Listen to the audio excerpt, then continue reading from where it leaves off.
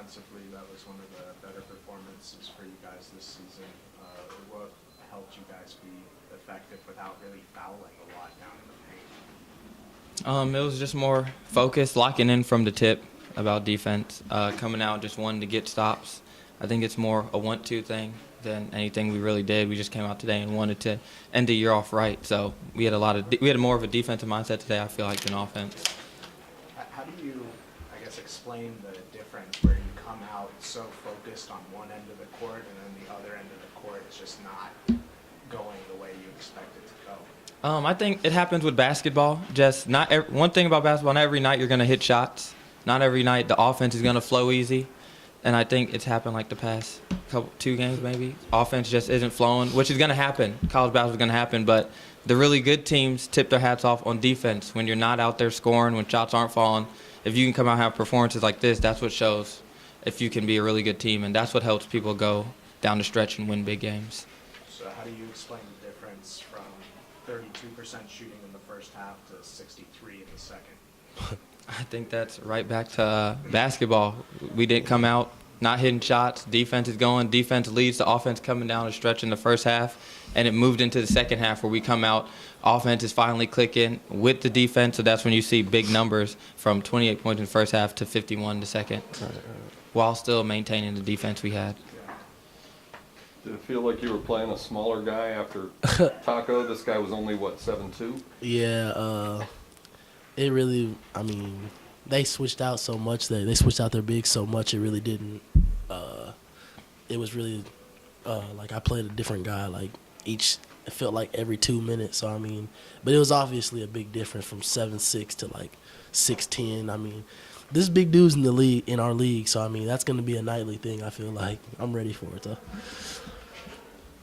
When you went on the run from middle of the first half into the middle of the second, it looked to us like you almost couldn't miss for a while. Did it feel that way to you guys? Like everything you tried was going to work? Yeah, it felt like as the game went on, it got a lot easier, especially after we had such a slow start. When people start getting to a flow, we have such great shooters, great scorers, that once people start really getting into that flow, you see that things can flow smoothly for us on the offensive end. Couldn't stay cold the whole game. No way.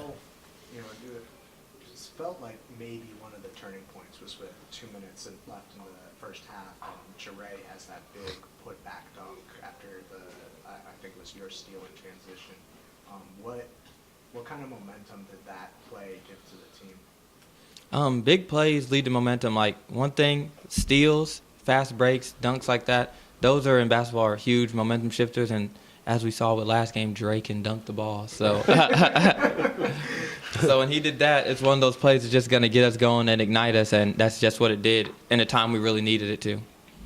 When Jamal McMurray came in against his former team, I think his first shot was from, 5 feet or something like that?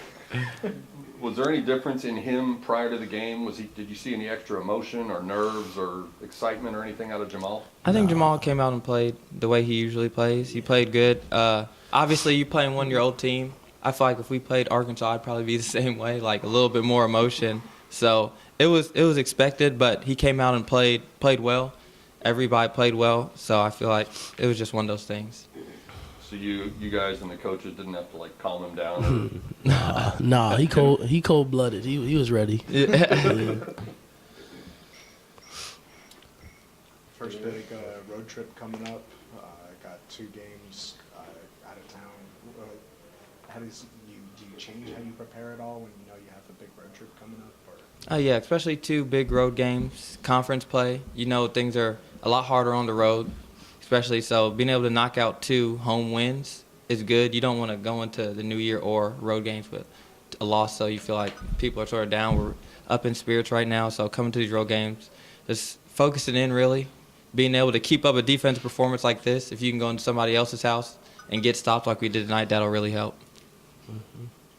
Great. Thank you. Happy New Year, guys. Thank you, guys. Happy New Year, guys.